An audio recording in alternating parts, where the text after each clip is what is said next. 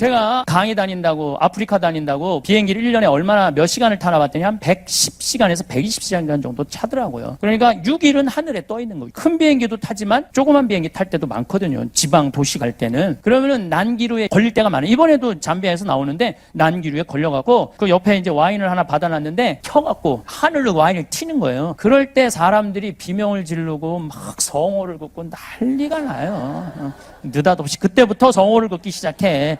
난리가 나. 근데 저도 처음에는 그렇게 난기류가 걸릴 때 무섭기도 하고 두려운 마음도 들었어요. 근데 요즘은 어떤 생각이 드느냐면은 언제부터 무서워하기 시작하면 되냐면 떨어지기 시작하면서부터 무서워하면 돼. 그전에는 안 떨어질 거거든. 그러니까 말을 타는 즐기는 마음으로 타요. 그럼 만약에 이제 비행기가 떨어질 때 되면은 제가 이제 일어나갖고 사람들한테 얘기하면 돼요. 아무래도 우리 죽을 것 같다. 그러니까 이제 내가 천주교 신부니까 마지막 강복 줄 테니까 받고 가라. 우리 인간은 죽기 전까지는 절대 안 죽어요. 왜 죽는 게 싫으냐면은 사랑하는 사람과 이별 때문에 그래요.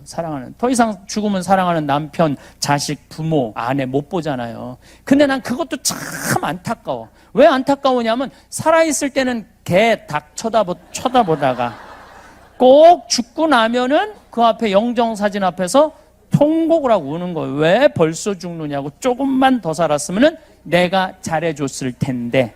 살아있을 때는 사랑하지 않다가 꼭 죽고 나면 애절하거든요. 제가 본당 신부할 때 70 먹은 할머니가 있었어요. 중풍에 걸렸는데 평택에 있을 때 봉송체를 갔는데 할머니가 항상 하는 소리가 신부님 한 달에 한 번 나 찾아오는 건 신부님밖에 없다는 거예요. 너무너무 고맙다는 거예요. 아들이 하나 있는데 10년째 한 번도 안 찾아왔다는 거예요. 네 할머니가 돌아가셨어요. 그래갖고 내가 초상집에 갔는데 그 영정사진 앞에서 통곡을 하고 동네가 떠나가라 우는 자식이 하나 있더라고. 10년 동안 안 찾아온 자식이에요. 근데 이렇게 말하면서 울더라고요. 왜 어머니 벌써 죽느냐고. 조금만 더 살았으면 내가 효도했을 텐데 돈 벌어다가. 근데 저는 그 자식을 보고 이런 생각이 들었어요. 너는 엄마가 80까지 살아도 똑같이 말할 자식이야. 80이 돼도 왜 벌써 죽느냐고. 조금만 더 살았으면 내가 효도했을 텐데 라고 말할 자식이라는 생각이 들더라고요. 혹시 여러분들 자식들 중에 내 자식이 요즘 돈 버느냐고 바빠갖고 어버이날도 안 찾아오고 뭐 생일날도 안 찾아오고 어머니 내가 나중에 돈 벌면 꼭 효도할게요 라고 말하는 자식이 있다면 그 자식이 나중에 돈 벌어서 효도할 거라고 기대하고 있다면은 어린 밤 푸너치도 없는 기대를 하고 있는 거예요. 지금 효도하지 않는 자식은 나중에도 효도하지 않아요. 저는 우리 집에 천사 같은 누나가 있어요. 올해 환갑이에요. 천사 같은 누나죠. 제가 평생 한 번도 싸운 적이 없어요. 우리 첫째 형, 둘째 형도 다 마찬가지. 누나가 제일인데 누나가 올해 환갑이에요. 환갑. 근데 내가 신학교 들어갔을 때 어머니 아버지는 성당에 안 다니셨어요. 그리고 내가 방학 때 여름 방학 때 이렇게 가방을 메고 이제 기숙사 이제 끝나고 여름 방학에 집에 오면은 어머니가 딱 문 열고 들어가면은 너 같은 자식 둔 적 없다고 나가라고 어딜 집에 들어오느냐고 집에서 쫓아내셨어요. 그러면 내가 뭐 나이가 어려? 그걸 못 나가? 들고 나가는 거예요. 나가서 어디로 가느냐? 누나네 집으로 가는 거예요. 누나는 그때 3살, 5살짜리 조카가 있었거든요. 근데 나를 정말로 100년 손님 맞이하듯이 맞이해줬어요. 그리고 용돈도 참 많이 줬어요. 그러니까 난 집에서 쫓겨나고도 저녁에 친구들, 신학생들하고 술 먹고도 버스를 타고 다닌 적이 없어요. 택시 타고 집에 들어갔지. 누나네 집에. 그렇게 천사 같은 누나 그리고 세월이 지나서 30년의 세월이 훌쩍 지난 거예요. 누나는 이제 환갑이 됐고 난 이제 50이 이제 된 거죠. 근데 이 천사 같은 누나한테 말만 천사 같은 누나라고 그랬지 잘해준 적이 없어 내가 보니까. 그래서 이번 3월 달에 우리 천사 같은 누나한테 통장에 1,000만 원을 내가 넣어줬어요. 1,000만 원을. 많은 분들이 이렇게 박수를 치는데 그런데 가만히 생각해보니까 우리 천사 같은 누나는 내 영명 축일 때 예물로 50만 원, 100만 원씩 25년을 갖고 왔어요. 그러니까 나는 아직 반도 못 갚은 거야. 반도 못 갚은 거예요. 되게 여러분들 중에 남편들 중에 술 좋아하는 남편들이 있을 거예요. 그렇죠? 그러다가 죽었어. 그러면은 거기서 이렇게 통곡을 하고 우는 자매들 많이 봤어요. 이렇게 죽을 줄 알았으면 그 좋아하는 술이라도 한번 마음껏 먹게 할 걸. 이렇게 통곡하는 아줌마들이 있어요. 여러분들 그러시지 마세요. 죽고 나서 후회하지 마세요. 그러니까 홍어 삭힌 거 전화하면 택배로 다 보내줘요. 돼지고기 목 삼겹살 사갖고 묵은지 이렇게 해갖고 여보 오늘 저녁에 집에 들어와. 바깥에서 먹지 말고. 그래갖고 소주 한 5병 사갖고 드립다 먹이세요. 이브닝 드레스 입고 허벅지 파진 거 여러분들 한번 여기다 꽃도 하나 딱 꽂고 그래갖고 그냥 드립다 먹여. 그리고 그 남편이 죽잖아요. 죽으면은 이렇게 말할 수 있어요.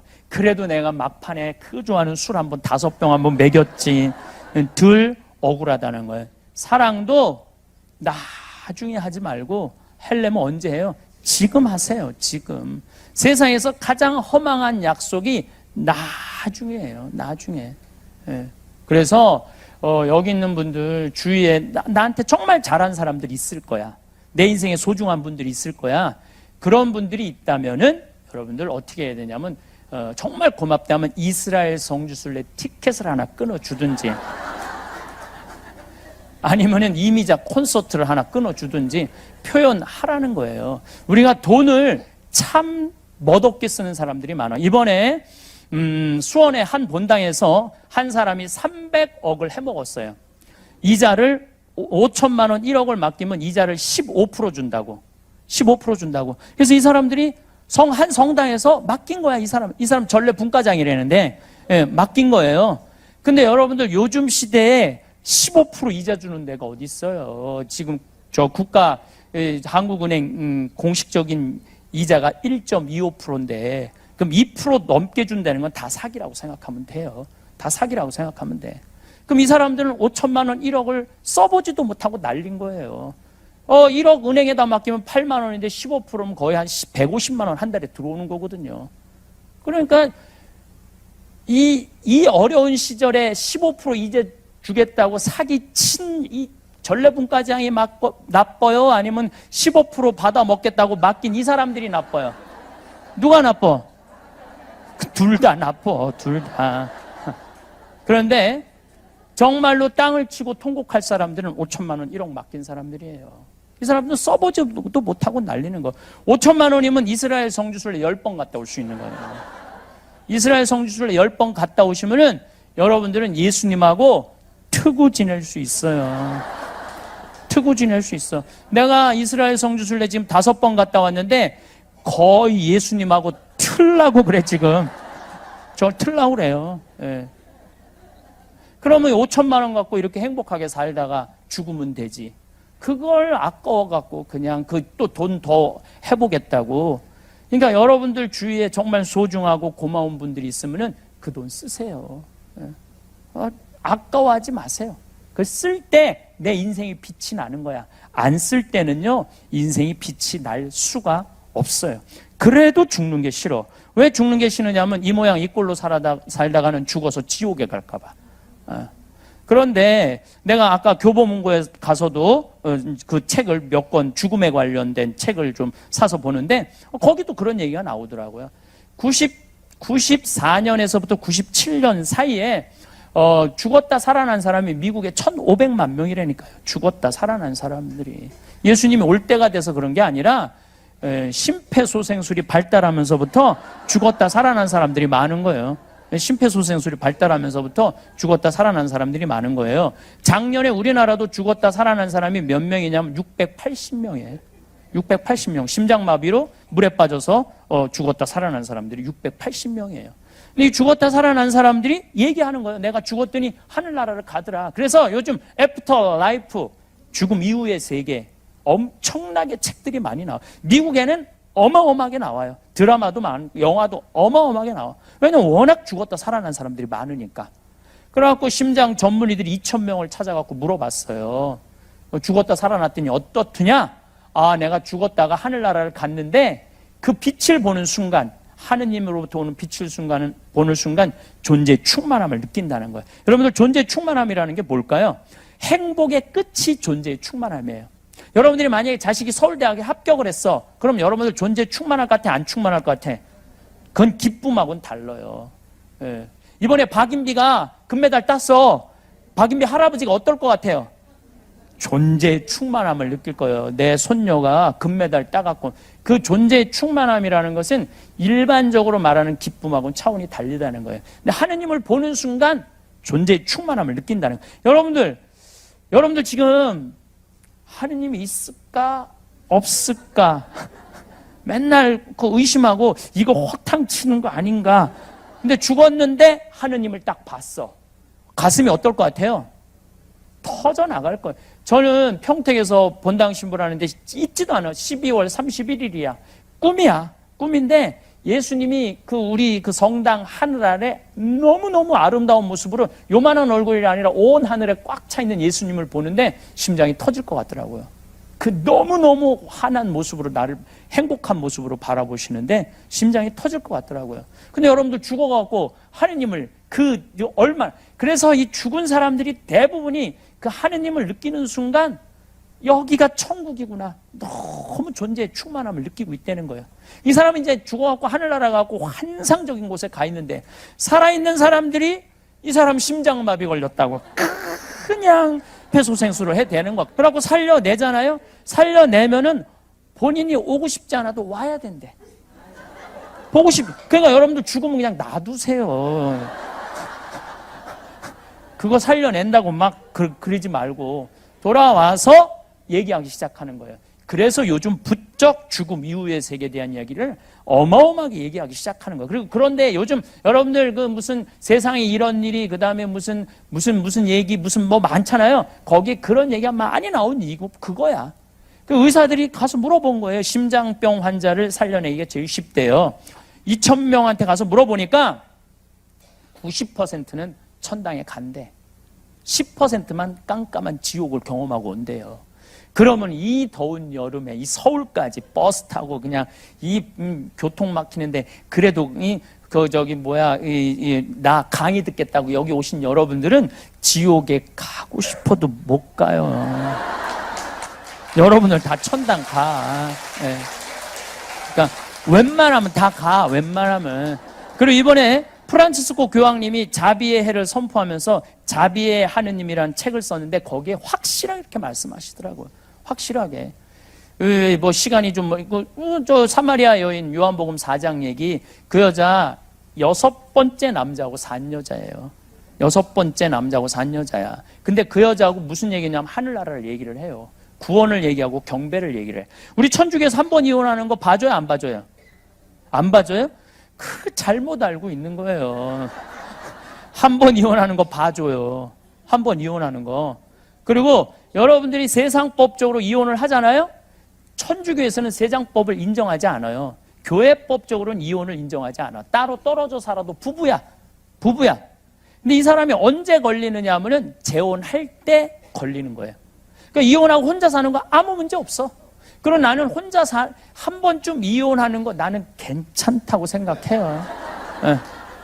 이거 나는 예수님 이혼하지 말라고 그런 거는 평균 연령 그때는 38세였어요. 38세 때 예수님 왔는데 이때는 한 번 하면 되지. 이때 뭐 한다고 38까지 살면서 2번씩 이혼하고 그래요. 이제 120살까지 사는 시대에 지금 살고 있는데 한 남자하고 살라는 건 이거는 내가 보기에는 이거는 천형이야. 천형이야. 그래서 예수님이 다시 오셔야 된다니까. 한 3번까진 괜찮다 이렇게. 근데 여러분들 재혼도 나는 뭐 충분히 이해를 해요. 근데 만약에 3혼째 하고 있다. 그건 좀 문제가 있죠. 3혼, 4혼이다. 그럼 막 가까이 오는 거 싫을 거예요. 5혼이다. 5번째 남자하고 아는 것도 싫을 거예요. 6혼째 하고 있는 여자 내 근처에 오는 것조차도 싫어할 거예요. 근데 예수님은 그 사람하고 구원을 얘기를 해. 혹시 여기 계신 분들 중에 6번째 남자랑 사는 분들 계세요? 없죠? 여러분들 다 구원 받는다는 거예요. 그러니까 죽는 거 무서워할 필요 하나도 없어요.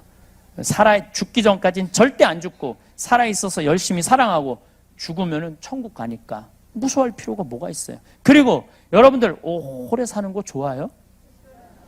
막 한 70부터 들리지도 않고 기억도 안 나고 보이지도 않고 다리도 아프고 허리도 아프고 막 이러면서 오래 사는 거 좋아요?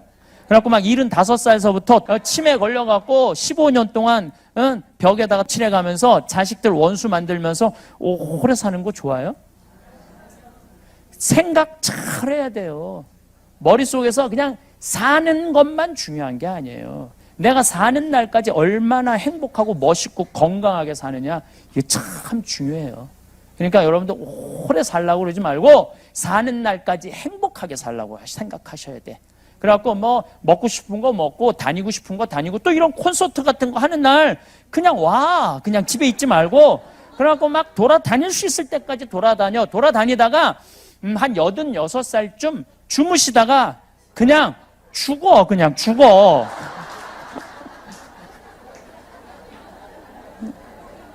그냥 그때 죽으면 누가 뭐라고 그래요? 네. 무서워할 것도 하나도 없고 마음대로 안 된다고 그러셨는데 어제 우리 생태마을에 91살, 우리 생태마을에 지금 나이 제일 많은 분이 오신 분이 102살이 왔었어요. 102살이 오셨는데 그분들 열심히 걸어 다니더라고요.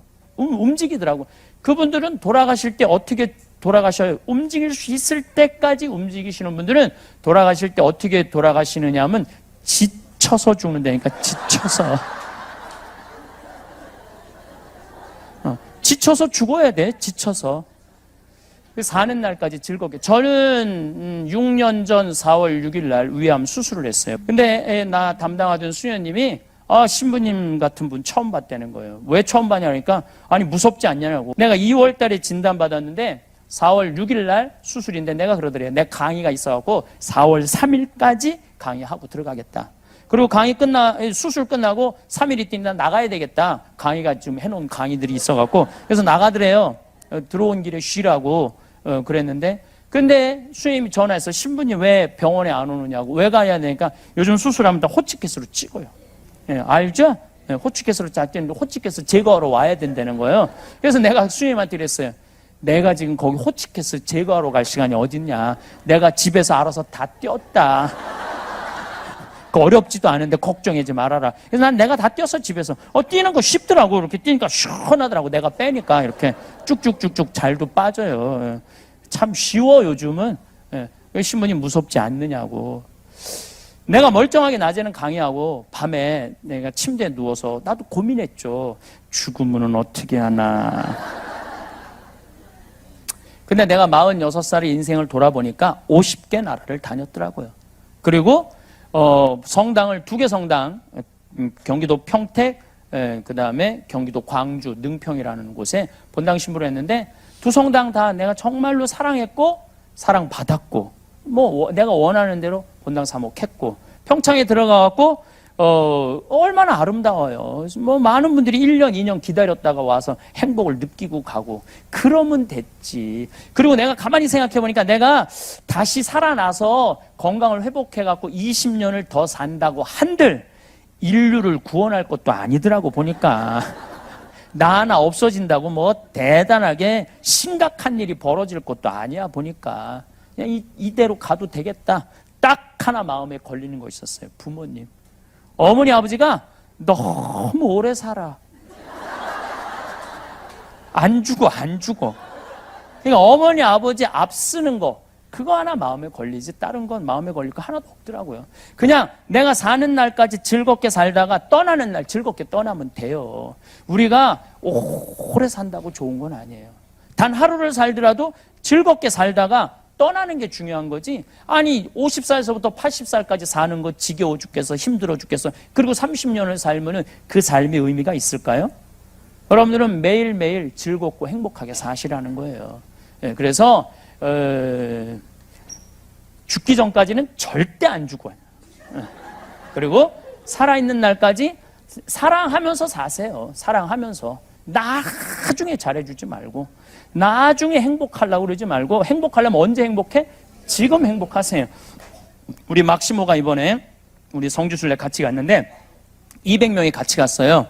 200명이 같이 갔는데 영성치우 때 막시모 또 루시아라고 이렇게 노래 잘하는 사람들이 그 예수님 거룩한 변모 성당 예수님 탄생 성당, 산상 설교 성당, 그리고 우리 신부님들 6명이 가갖고 노래로 미사하고 그 현장에서 예수님의 사건의 현장에서 그 했을 때 그 200명이 너무너무 행복해 하더라고요. 저는 그 200명이 너무너무 예수님의 길을 따라가면서 행복해하는 모습을 보면서 나는 이 정도면 됐다. 교우들이 행복하면 됐다. 나도 물론 신부로서 이번 성지순례 특별한 은혜를 많이 받았죠. 그러니까 뭐 나중에 이거 다 소용없어. 가려면 언제가? 지금 가야 돼. 지금. 행복하려면 언제 행복해? 지금 행복해. 맛있는 거 사 먹으려고 그래도 나중에 사 먹지 말고 언제 사 먹어? 지금 사 먹으면 돼요. 그래서 잘 죽는 사람은 어떤 사람이 잘 죽느냐? 잘 사는 사람. 그래서 삶 껴안기라고 제가 책을 낸 게 삶 껴안기를 먼저 냈어요. 지금 죽음 껴안기 원고 준비하고 있어요. 죽는 것도 저는 좀 이 책의 이 죽음 껴안기를 이렇게 준비하면서 좀 죽음도 좀 낭만적으로 죽자. 좀 멋있게 죽자. 죽을 때도 안 죽으려고 뭐 살아있을 땐 생전 뭐 건강한 거 안 먹다가 딱 당신 암에 걸렸다 그러면 그때부터 산삼을 캐와라, 무슨 뭐 용한 의사를 대라, 누가 더 좋으냐. 그때부터 그러지 말고 산삼을 먹으려면 언제 먹어? 지금 먹어, 지금. 암에 걸려서 먹지 말고 지금 먹으세요. 용한 의사를 좋은 거 사 먹으려면, 내가 진단받으려면 언제가? 지금 가. 그래서 내가 하는 얘기가 청국장을 사 먹으려면 지금 사 먹으라는 거야, 지금. 나중에 사 먹지 말고 사 먹으려면 지금 사 먹으라는 얘기죠. 지금 내가 건강한 게 훨씬 좋다는 거죠. 지금 우리나라 1살서부터 30살은 행복하냐? 30살은 60살 행복하냐? 60에서 120살은 행복하냐? 1살서부터 30살 이때는 뭐 해야 되는 나이냐면은 엄마 아빠랑 먹고 마시고 놀아야 되는 때예요. 먹고 마시고 놀아야 되는 때. 우리들이 이 먹고 마시고 노는 게 우리 가톨릭 신자들이 뭔가 예수님한테 미안하다고 생각하는데 절대 그렇게 생각하지 마세요. 부처님이 29살에 출가를 해요. 부처님이 29살에 출가를 하는데 6년 동안 고행을 하는데 어느 정도로 고행을 하느냐 하면은 하루에 빵 하나, 쌀 한 톨. 그리고 물은 자기 오줌을 받아 먹었어요. 그래갖고 이 부처님이 뭐라고 그러냐면 자기가 이 등에 구슬 꿰인 것처럼 이 등뼈, 디스크가 이 구슬 꿰인 것처럼 있고 앞에서는 뭐가 보였느냐면 이 배가 보이는 게 아니라 뱃속에 이 갈비가 다 들여다 보였다고 그랬어요. 6년 동안. 근데 너무너무 힘들더래요. 이거를 막 하고 그랬대. 아무것도 안 먹고. 너무너무 힘들더래. 그래갖고 이제 도저히 지쳐갖고 쓰러져 있는데 그 옆에 무슨 뭐 소 10,000마리 갖고 있고 소 1마리 갖고 있는 여인이 지나가다가 우유죽을 주더래요. 근데 그 우유죽을 탁 먹는데 너무너무 행복하더래. 그리고 어떻게 하느냐면 해먹이라고 나무하고 나무 사이에 그물 거기에 누워서 바람이 싹 부는데 그때 깨달음이 오더래요. 그래갖고 이제 6명이 같이 수행을 했는데 나는 더 이상 이제 고행을 하지 않는다. 나는 내가 인생을 살아보니까 먹고 마시고 노는 거 안에 삶의 진리가 들어있더라.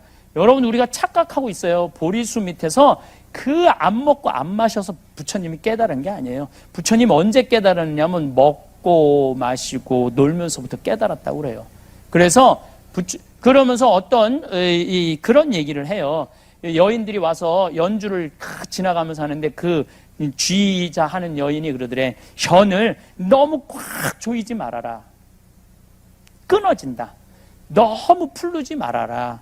음이 안 나온다.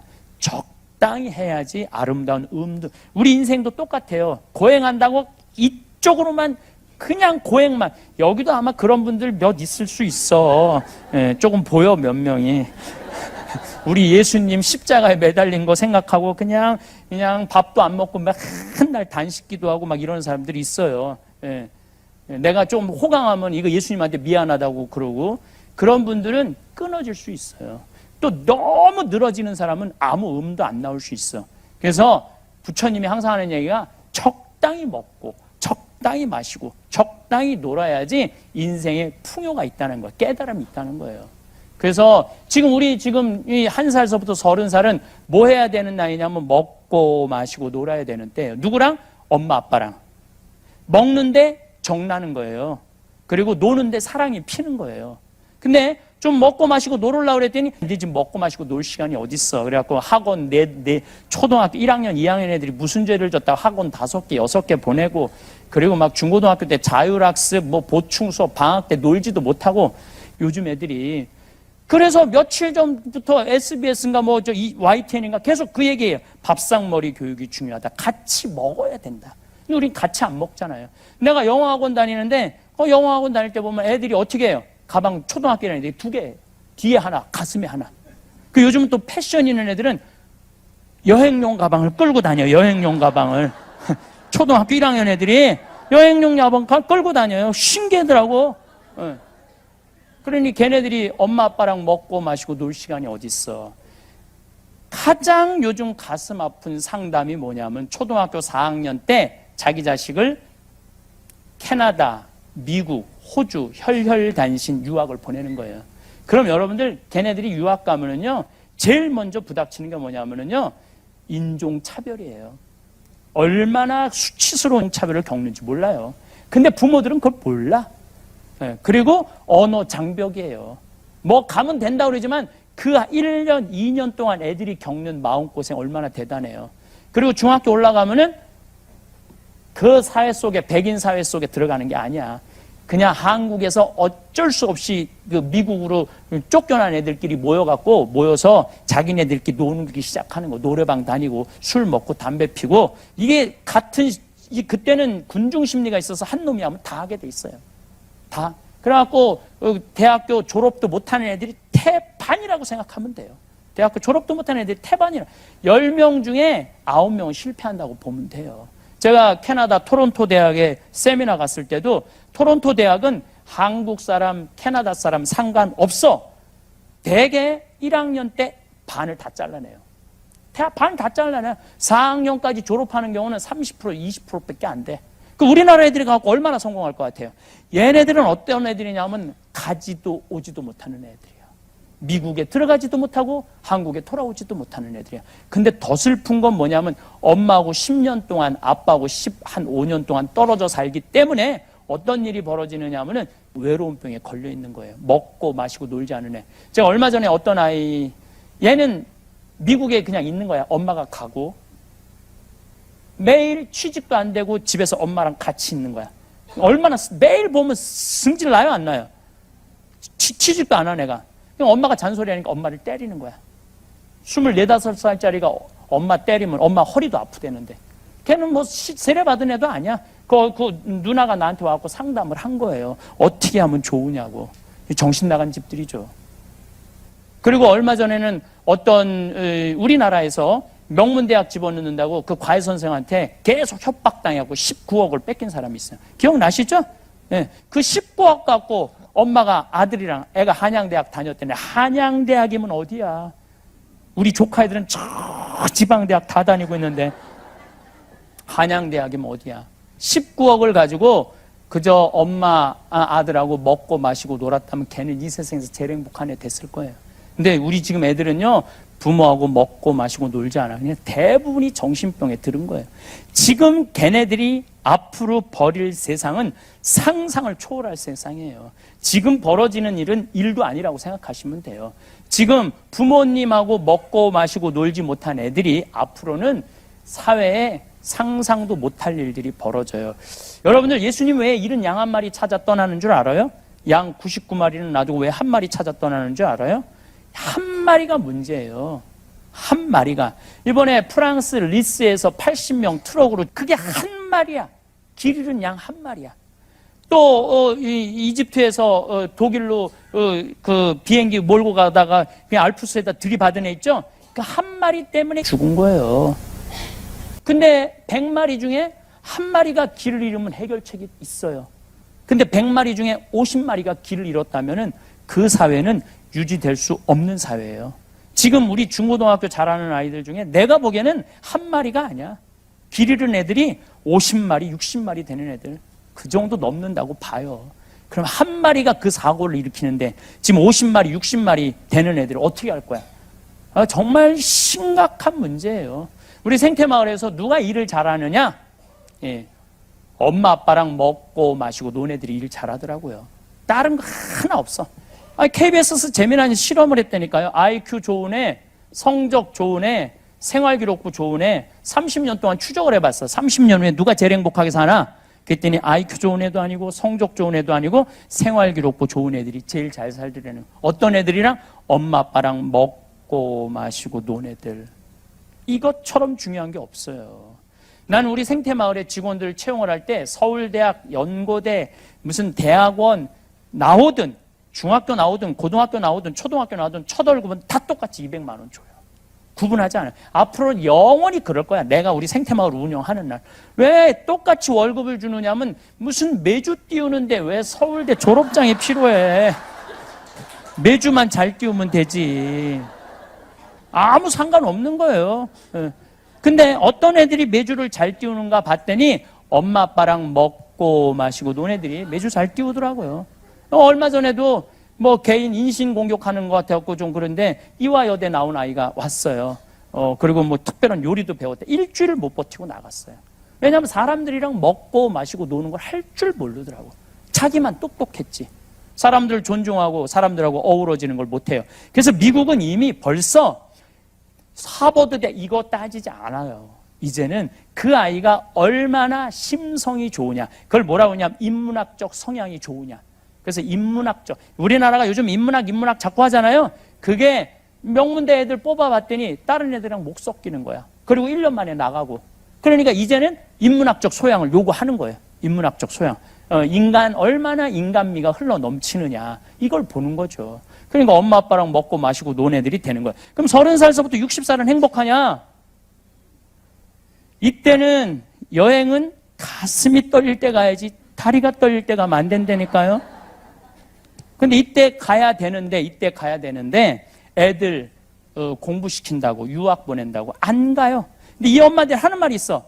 엄마는 안 먹고 안 마시고 안 놀아도 돼. 너 출세하는 게 엄마의 기쁨이고 행복이야. 얘 출세하는 게 기쁨이고 행복이라고 얘기를 합니다.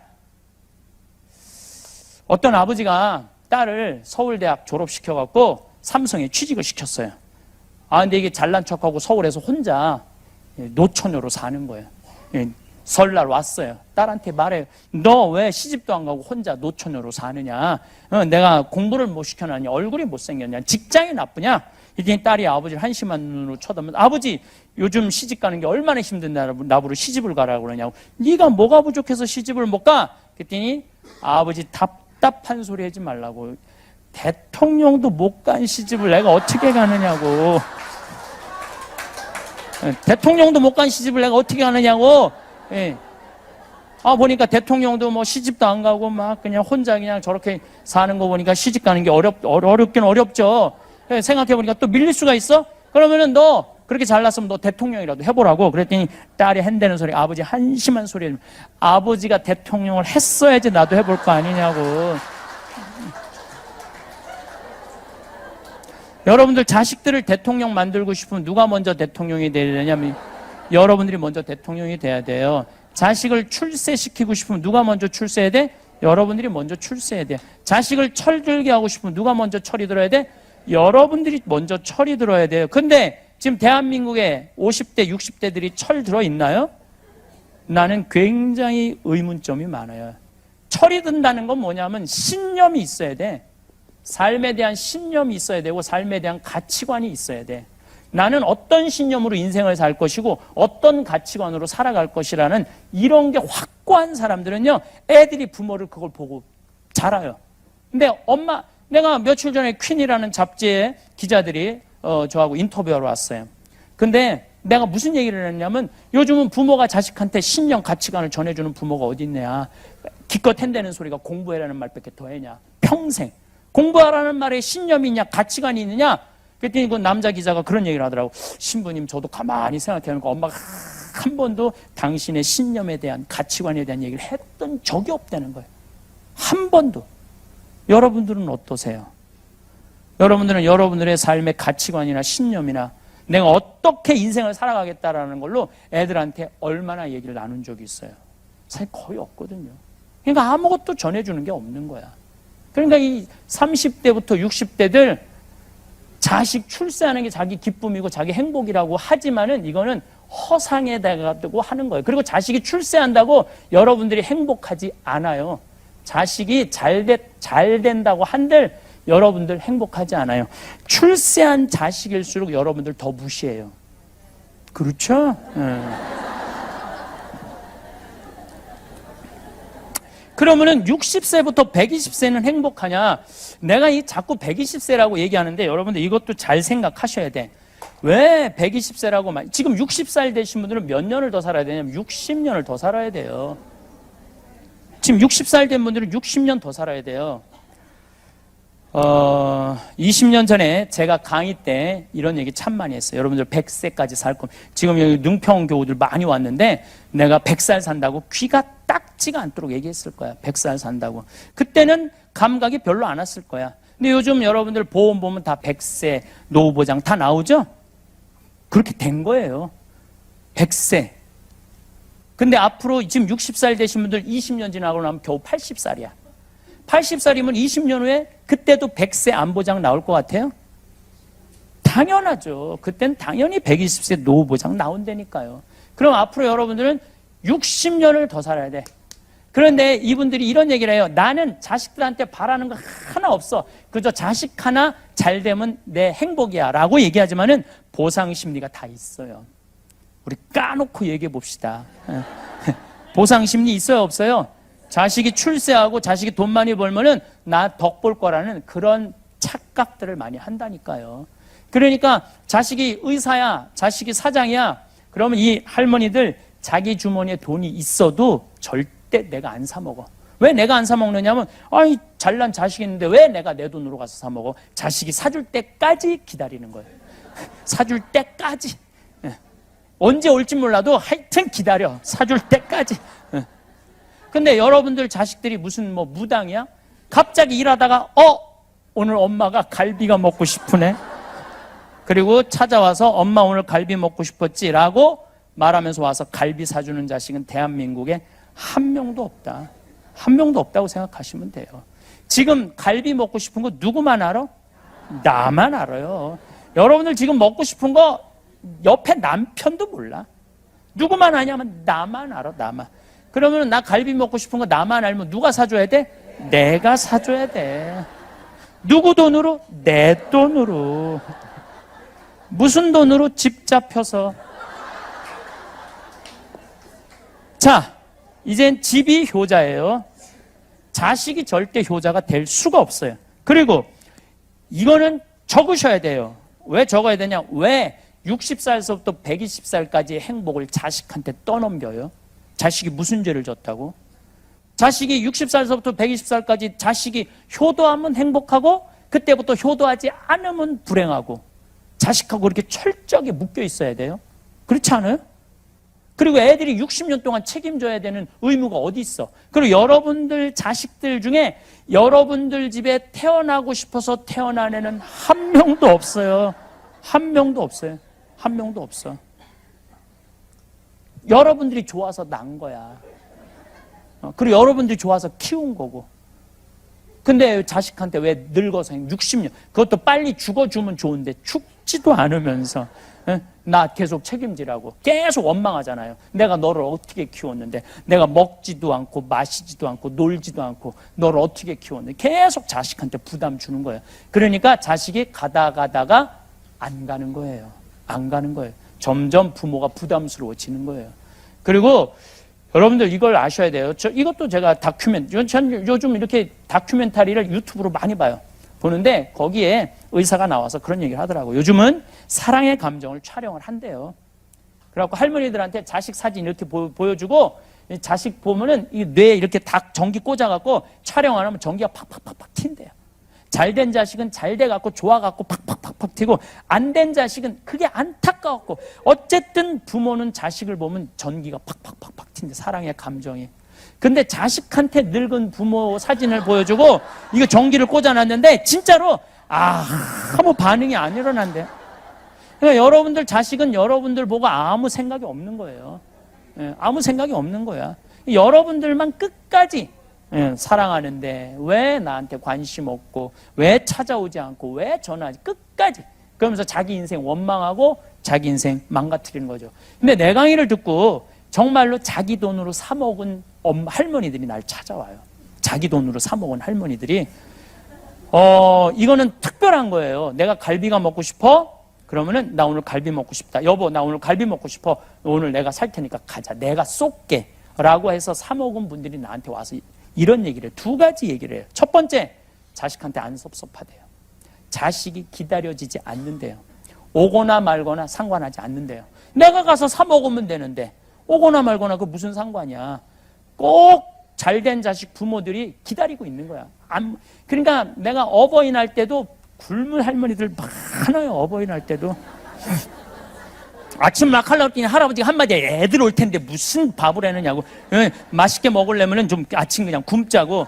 근데 점심 때 애들이 안 왔어. 그래서 막 하려고 그러니까 저녁에 올 텐데 귀한 굶은 거 그냥 저녁에 그냥 배불리 먹자고. 그래갖고 저녁 때도 기다리고 있는데 5시에 아들이 전화해요. 어머니 내가 너무 바빠서 오늘 못 가니까 통장에 10만 원 넣을 테니까 그거 갖고 맛있게 사 먹으라고. 여러분들 그 돈 갖고 저녁에 둘이서 사 먹을 할머니 할아버지 한 명도 없어요. 이미 기분 잡칠 거 다 잡쳤는데 어디 가서 10만 원 가지고 뭘 사 먹어. 그냥 굶는 거지.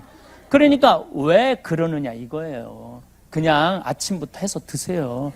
앞으로 여러분들은 어버이날 되면 기다리지 마시고 아침부터 해서 드세요. 갈비 재서 먹고 그냥 여러분들이 알아서 먹어 오거나 말거나. 그래야지 여러분들이 행복할 수 있다는 거예요.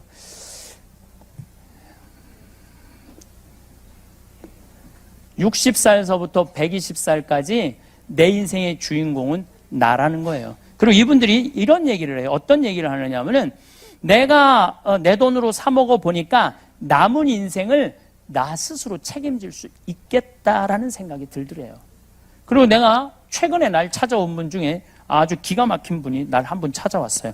강남 여의도에 빌딩이 3채가 있대요. 아들은 하나는 의사, 하나는 교수, 하나는 사장이래요.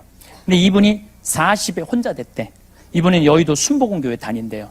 난 우리 천주교만 예수님 십자가 생각하고 희생하라고 그랬는 줄 알았더니 순복음교회도 예수님 생각하고 희생하고 살라고 가르치네요.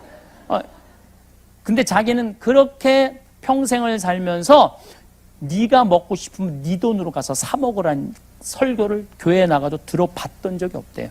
항상 희생하고 봉사하고 나누라는 얘기만 들었지 자기를 위해서 사 먹으라고 그런 얘기를 들어봤던 적이 없대요. 근데 어느 날 갑자기 평화방송을 보는데 내가 그러더래요. 갈비 먹고 싶으면 지 돈으로 사 먹으라고. 왜 자식이 올 때까지 기다리느냐고. 이분은 차도 1억이 넘는 기사 대서 왔어요. 우리 평창까지 기사 대서 왔는데 참 얼마나 대단한 분이야. 돈이 많아. 근데 돈이 그렇게 많아도 자기 돈으로 사 먹을 생각을 안 한 거죠. 근데 사 먹어 보니 자식이 셋이 안 와도 안 섭섭하더래요.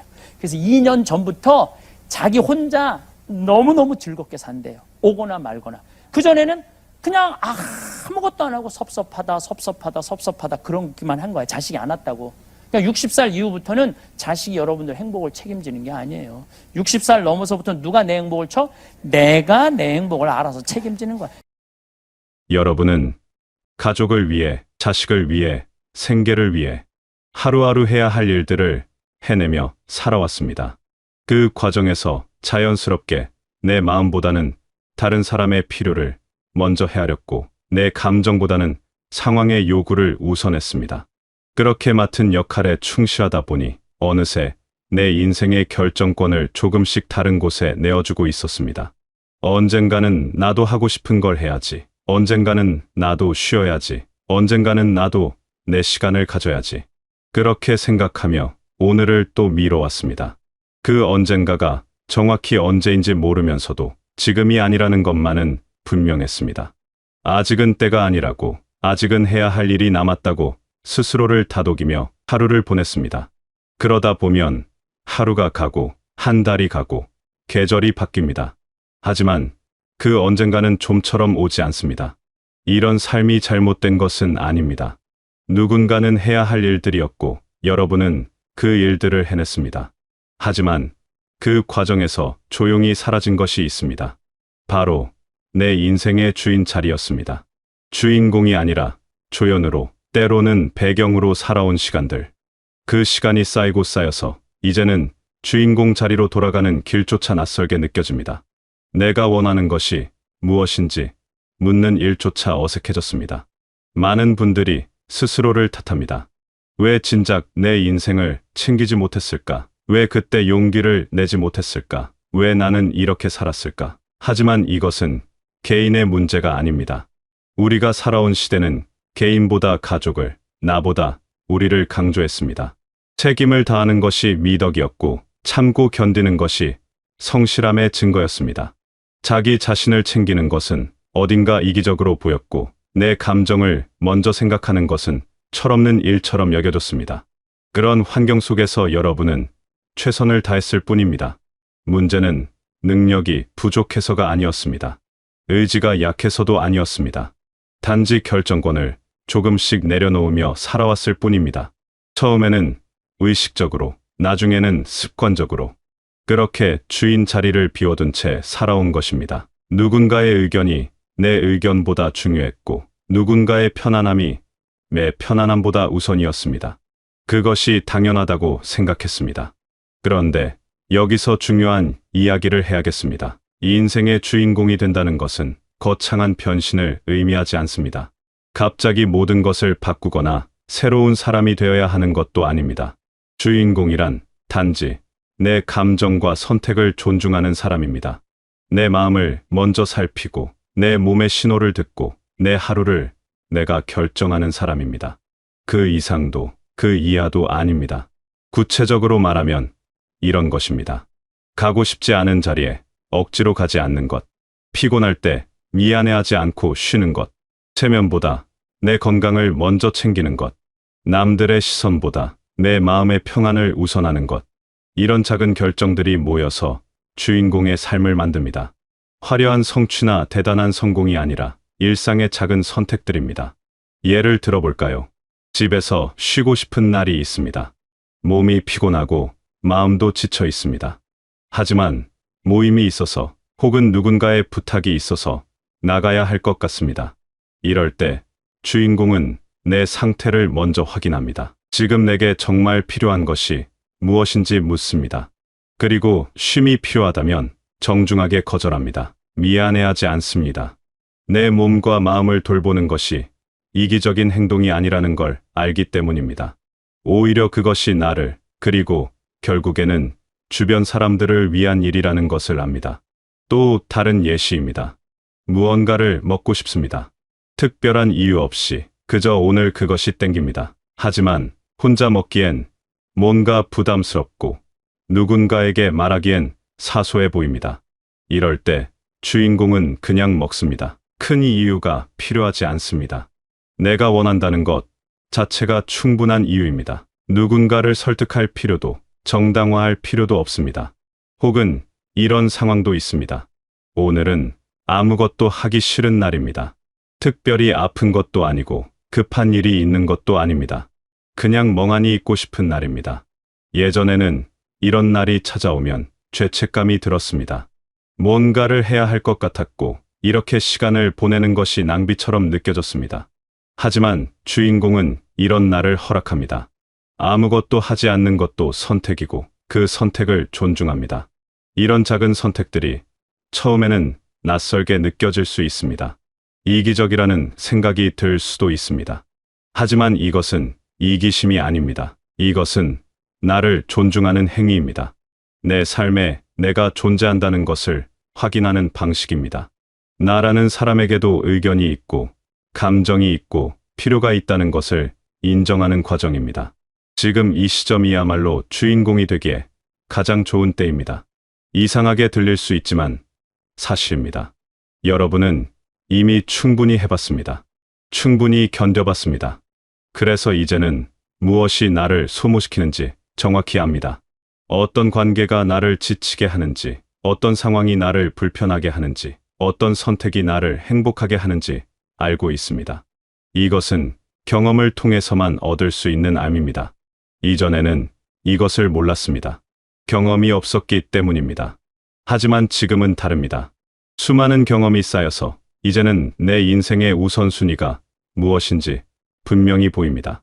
무엇을 지켜야 하고 무엇을 내려놓아야 하는지 알 수 있는 통찰이 생겼습니다. 어떤 사람과 함께 있을 때 편안한지, 어떤 환경에서 마음이 안정되는지, 무엇이 나를 진짜 기쁘게 하는지 압니다. 바로 이 통찰이 힘입니다. 다시 시작하는 것이 아니라 지금까지의 경험을 바탕으로 더 나은 선택을 할 수 있는 힘입니다. 시행착오를 줄일 수 있고 불필요한 에너지, 소모를 막을 수 있습니다. 무엇보다 내게 정말 중요한 것에 집중할 수 있습니다. 더 이상 모든 것을 다 해야 한다는 압박에서 벗어나 진짜 의미 있는 것들을 선택할 수 있습니다. 주인공으로 산다는 것이 인생을 완전히 다시 쓰는 것은 아닙니다. 지금까지의 삶을 부정하는 것도 아닙니다. 여러분이 살아온 삶은 그 자체로 의미가 있습니다. 그 삶을 바탕으로 이제는 조금 다른 방식으로 살아가는 것입니다. 과거를 지우는 것이 아니라 과거 위에 새로운 층을 더하는 것입니다. 모든 것을 바꿀 필요가 없습니다. 성격을 고치거나 습관을 완전히 뒤집을 필요도 없습니다. 단 하나만 바꾸면 됩니다. 앞으로의 결정에 나를 포함시키는 것입니다. 무언가를 선택할 때 내 마음은 어떤지 확인하는 것입니다. 작은 일이든 큰 일이든 결정하기 전에 잠깐 멈춰서 나에게 묻는 것입니다. 나는 이것을 원하는가? 나는 이것이 편한가? 나는 이것으로 행복한가? 이 선택이 나를 지치게 하지는 않는가? 이 결정이 내 마음을 무겁게 하지는 않는가? 이 질문들이 자연스러워지는 순간 여러분은 이미 주인공으로 살고 있는 것입니다. 거창한 선언이나 극적인 변화 없이도 조용히 주인 자리로 돌아온 것입니다. 그것은 어느 순간 갑자기 찾아오는 것이 아니라 작은 실천들이 쌓여서 만들어지는 변화입니다. 물론 쉽지 않을 수 있습니다. 오래된 습관은 잘 바뀌지 않고 주변의 기대는 여전히 작용합니다. 가끔은 옛날 방식으로 되돌아가기도 합니다. 하지만 그것이 불가능하다는 의미는 아닙니다. 단지 연습이 필요하다는 뜻입니다. 하루에 한 번 아주 작은 선택에서부터 시작하면 됩니다. 완벽할 필요는 없습니다. 조금씩 천천히 나아가면 됩니다. 오늘 저녁 메뉴를 내가 원하는 것으로 정하기, 피곤할 때 전화를 받지 않기, 하기 싫은 일에 정중히 거절하기, 보고 싶은 프로그램을 마음 편히 보기, 산책하고 싶을 때 나가기. 이런 작은 실천들이 쌓이면서 점점 더 큰 결정에서도 나를 우선할 수 있게 됩니다. 근육을 키우듯이 나를 존중하는 능력도 연습을 통해 강해집니다. 중요한 것은 완벽함이 아닙니다.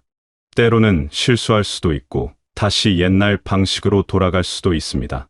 어떤 날은 잘 되고 어떤 날은 잘 안 될 수도 있습니다.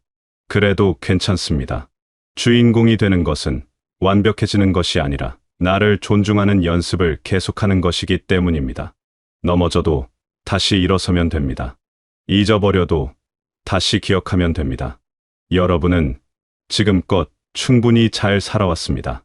맡은 역할을 성실히 해냈고 책임을 다했습니다. 그 시간들이 헛되지 않았습니다. 하지만 이제는 조금 다른 방식으로 살아도 됩니다. 조연의 자리에서 벗어나 내 인생의 중심에 서도 됩니다. 그것이 잘못된 일이 아닙니다. 오히려 당연한 권리입니다. 여러분은 누군가의 부모이고 누군가의 배우자이고 누군가의 가족입니다. 그러면서 동시에 내 인생의 주인공입니다.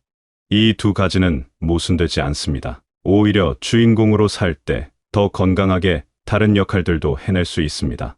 내가 행복해야 다른 사람도 행복하게 할 수 있습니다. 나를 돌보는 사람이 다른 사람도 제대로 돌볼 수 있습니다.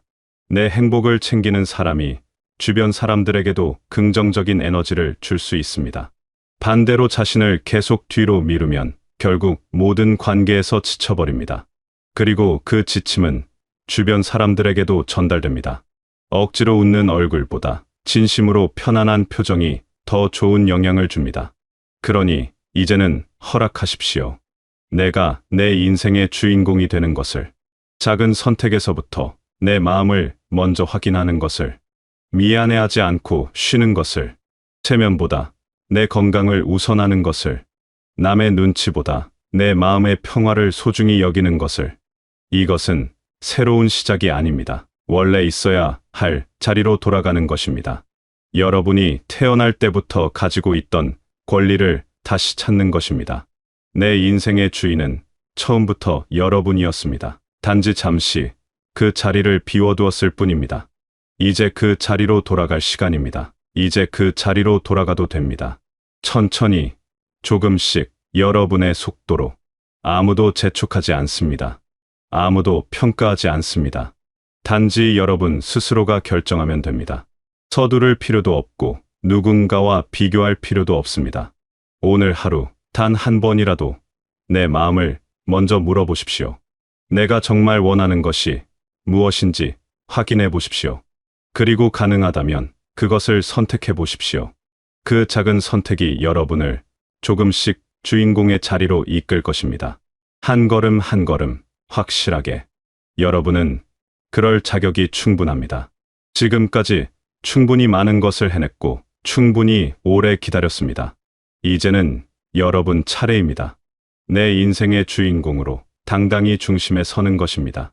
그것이 이기적인 일이 아니라 당연한 일입니다. 그 시작은 거창하지 않아도 됩니다. 오늘 하루 내가 원하는 것을 하나 선택하는 것만으로도 충분합니다. 그것이 아주 사소한 것이어도 괜찮습니다. 중요한 것은 그 선택 안에 내가 있다는 것입니다. 내 의지가 반영되어 있다는 것입니다. 그것만으로도 의미가 있습니다. 여러분의 남은 날들이 여러분 자신을 위한 시간으로 채워지기를 더 이상 미루지 않고 지금 이 순간부터 내 인생의 주인공으로 살아가시길, 그리고 그 과정에서 작지만 확실한 행복을 매일 발견하시길 바라겠습니다.